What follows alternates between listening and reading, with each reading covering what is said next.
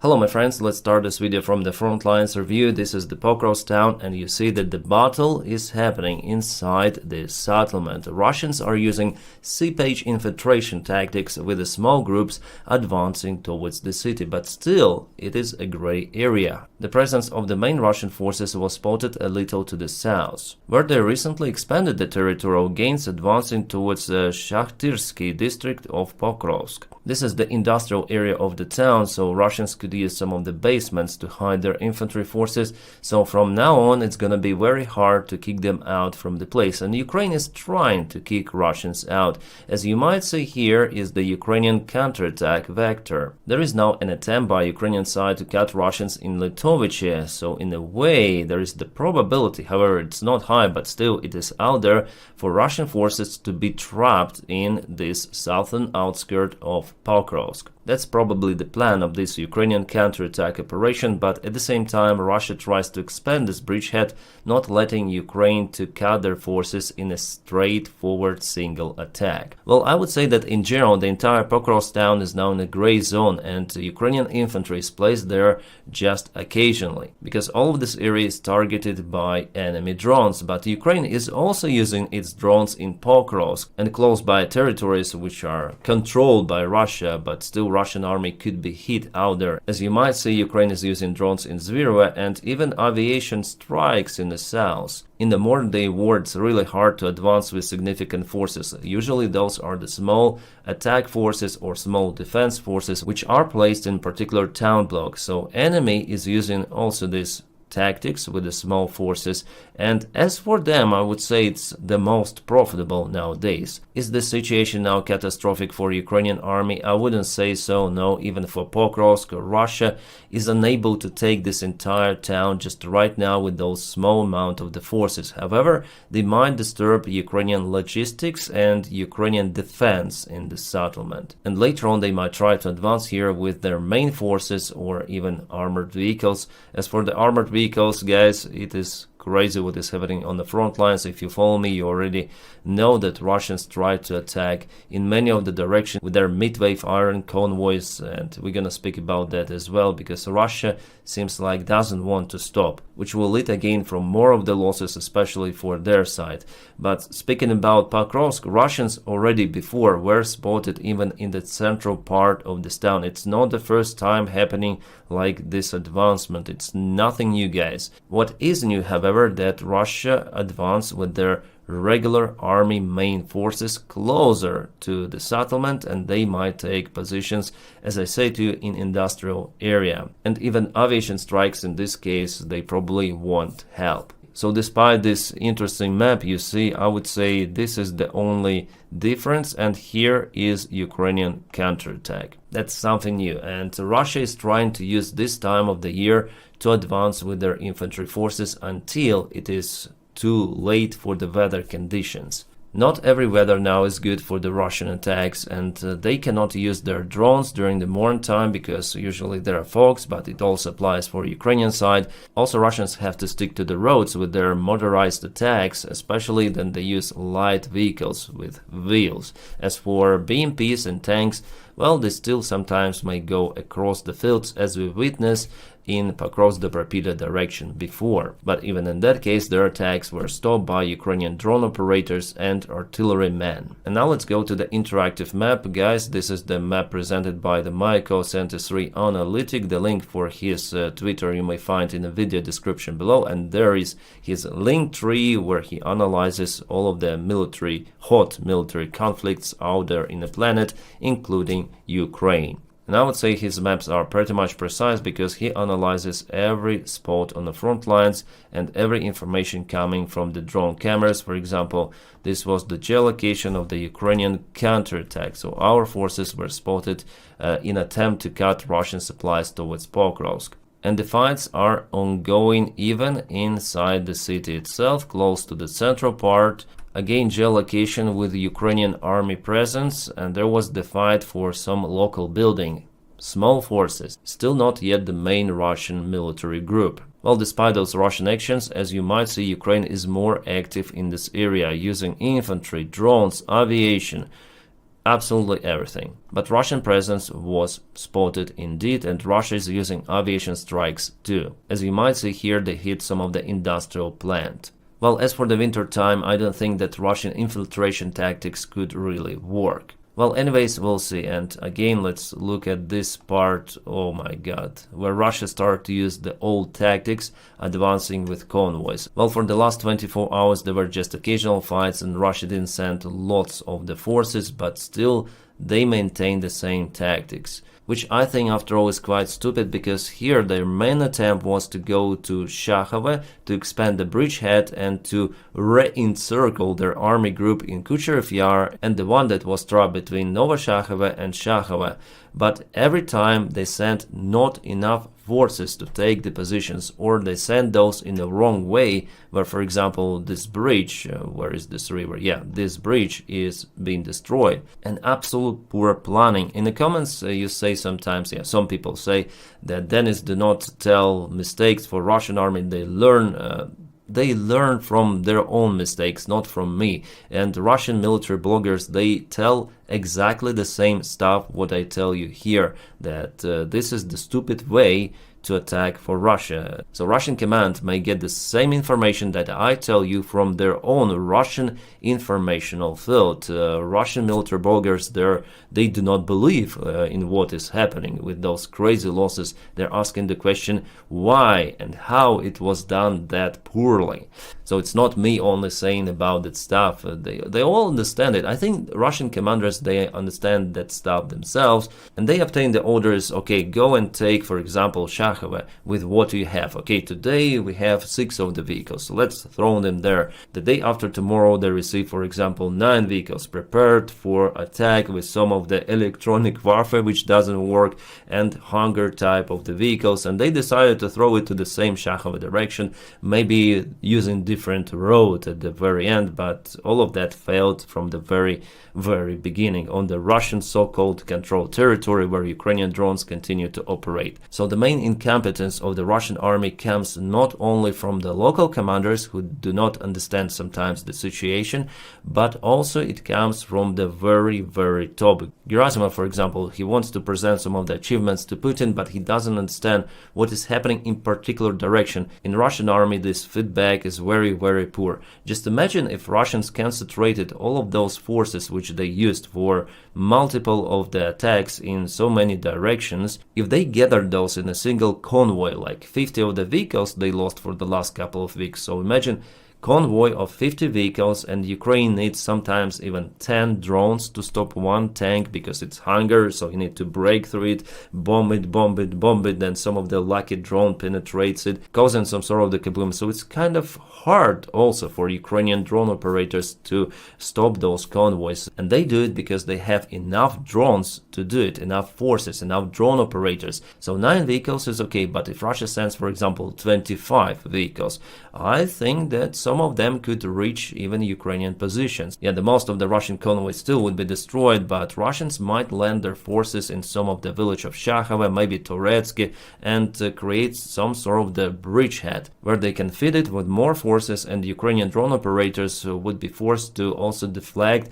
on infantry positions in those villages. So use less drones for the next Russian convoys. That's the only Russian tactics which they potentially could use to gain the ground in more or less fast manner, because with the small infiltration groups it takes them lots and lots of the time to gain new territories. And there is the information coming that Russia is probably preparing for the massive convoy attack also in the same direction. It seems like after those crazy 2 weeks with their losses, they understood that something is not okay, that they need really more vehicles to get the ground. But even if they use that kind of the tactics, it would bring them tremendous losses. They will not be able to continue it for every village. Just here, maybe to advance to Kucherev Yar, Shakhove, Toretsky, maybe with that one they can do it. But what is next? You see many villages, even settlements, even cities of Slavyansk, Kramatorsk, Drushkivka, all of that is a big, long settlement. And well, Russia is very close to Konstantinovka. We're going to discuss it today. But in general, if Russia is losing that amount of the vehicles for nothing really, they put Vladimirivka into the gray zone, and later on there was a Ukrainian counterattack. Oh my! So no territorial gains for those entire losses. Just maybe one of the vehicles was capable to land the forces in power station here, not far away from Mirnograd. That's the only success for the Russian army in this place for the couple of weeks. Crazy. But using the same forces in different manner, like for example single strike, one direction as I mentioned, yeah, they could have been successful going to Shakhovo, Toretsk, and maybe even Kucherev Yar, because the amount of the forces is huge. But they just split the forces, attacking one day, then in another day, letting Ukrainian army to be prepared for every sort of the Russian group and using available resources, drone resources first of all. And now let's go to Konstantinovka, where Russians advanced further and they cut this supply road to Konstantinov. Russians were spotted in this it's the cemetery. Yeah, there was the infantry of the Russian army. They are no go any longer, but I cannot show you this video on the channel. So we see how this gray area expanded from Alexander Shultin and from Toretsk. It means that Russia is still not controlling all of this territory. They're moving with small sabotage forces, and Ukraine is using drones to kaput them. And that's how we actually know about the presence of the Russian army, because of the videos published by Ukrainian defenders from those drones. So here this road, it was crossed by the Russian sabotage groups, but it doesn't mean that they're controlling it. However, they used drones to hit, I would say, this pretty much entire area. Russian drones even were spotted in Kramatorsk, which is not close to the front lines.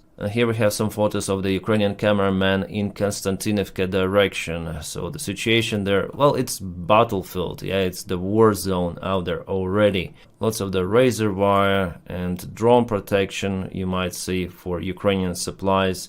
And Konstantinovka been shelled day and night.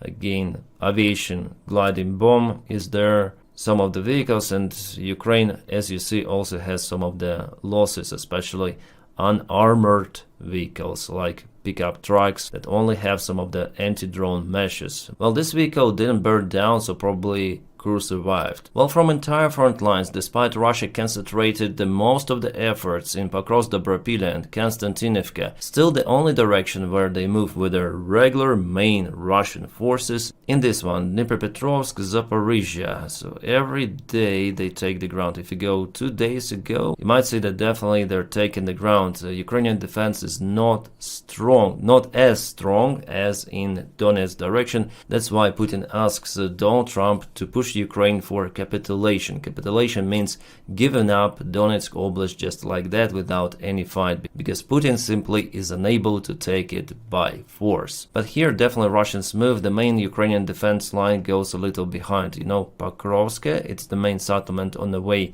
to Zaporizhia, and you see the line of those small villages. Here is the main, somewhere here is the main Ukrainian defense line. Plus there are some big rivers here which create some sort of the natural obstacles for Russia, so soon they will be stopped. I'm sure about it. And of course, for the winter time, it's hard for Russia to propel forward. But Ukraine is also successful. Here's the update from the Sumy direction. The heavy fights are now ongoing for Alexeyevka. Ukraine has several of the counterattack vectors, and Ukraine takes the ground, forcing Russians to retreat from this village. And yeah, finally Russians will be forced to leave it, because Russia took the forces out from this direction. They don't have enough of the resources to continue to resist against Ukrainian countermeasures. Yeah, we have new videos published from the front lines. Today there was also Russian vehicle attack. Not many vehicles, just 3. All of them were stopped. What Russia is doing now, it's melting down its own forces. No territorial gains, nothing. They go and they lose. That's it. That's nonsense. It's insanity, but it is happening. I'm sure that if it was happening in Ukrainian army, I mean 50 vehicles per couple of weeks, There could be even some of the protests in Ukraine. Yeah, Ukraine also had severe losses in the summer counteroffensive of 2023. However, still those losses happened for some period of time, not 50 vehicles per single day. Yeah, per single day Ukraine lost I think maximum 8 of the vehicles. Those images were shared with Leopard 2 tanks, Bradley vehicles stopped at a single place. But 50 vehicles in this specific spot without territorial gains? Absolutely crazy, because back then Ukraine at least gained some of the land. Here Russians, nothing happened because of those attacks. Just Ukraine wasted some of the FPV drones on them. That's it. It looks like Russians are using the strategy to deplete Ukrainian munition and weapons with their own bodies of their soldiers and those vehicles. Wow, look at the munition Russians are using. This is the AK-105, not 47, not 74. This is the new Kalashnikov with lots of the tuning, silencer, scope, wow. And just recall 2022, then there was the mobilization and the Russian army announced, and the Russian soldiers received those kind of the Kalashnikovs. So current picture is pretty much different. Russia invests lots and lots of the funds into its military production, development. As we call it, a Chmobik army back in 2022, it doesn't exist any longer. Russian army gained military experience, they increased the military production, and still it's very hard, tough enemy, and it's better not to underestimate it. Yeah, sometimes it could be some of the cringe in the Russian army because they take all of the men from entire Russia, drug addict, alcoholics, and we have those funny videos with them sometimes, but there are two Russian armies. This volunteer conscription army and also Russian professional army.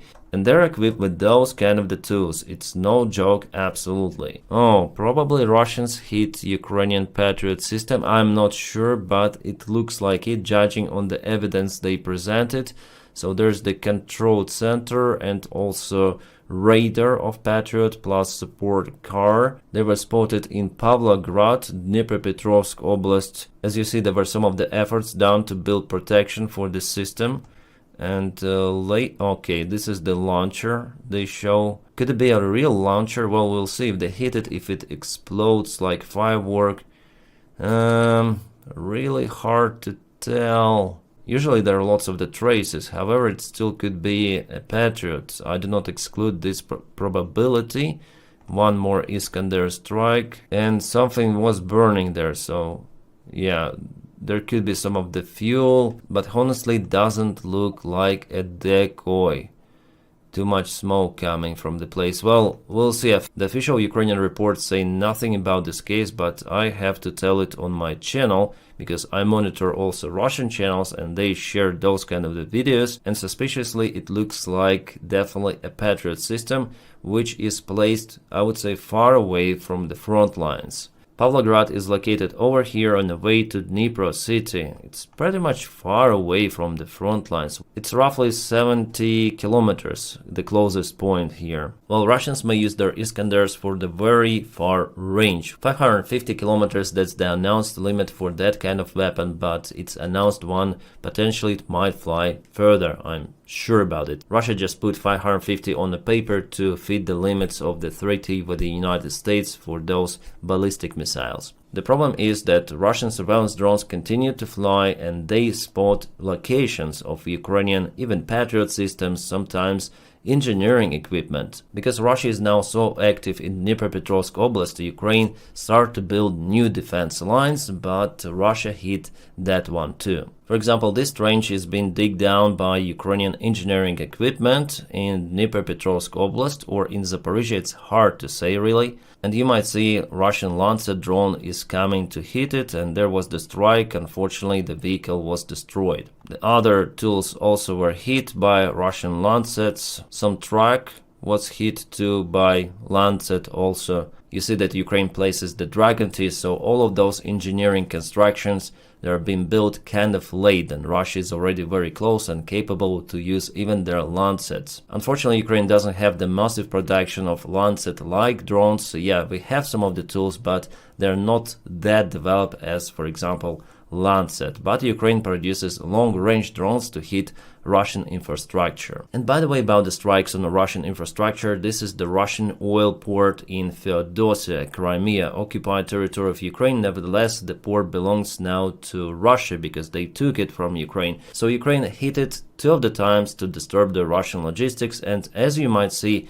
just 5 tanks survived it. The rest is just complete scrap, so this facility is unfunctional because with just those tanks and lack of the rest infrastructure, you cannot operate it. Or Russians cannot operate it, it's better to say. Ukraine now tries to protect its sensitive infrastructure, creating those kind of the bunkers and some of the meshes on the top. Well, this protection might save against the Shahed drone strike, but it is useless against cruise missile or ballistic missile. Those are very, very powerful. Millions of people across the country marching as we speak against the policies of President Trump. This is Boston. Look at that. We'll continue to follow these. Yeah, there are multiple of the protests today elsewhere in the United States of America. I wonder if it is from this occasion or it was filmed previously and published just right now. I just found this video on Twitter and sharing it to you, showing that people are absolutely not okay with the Donald Trump's policy, including foreign policy relative to Ukraine. Yeah.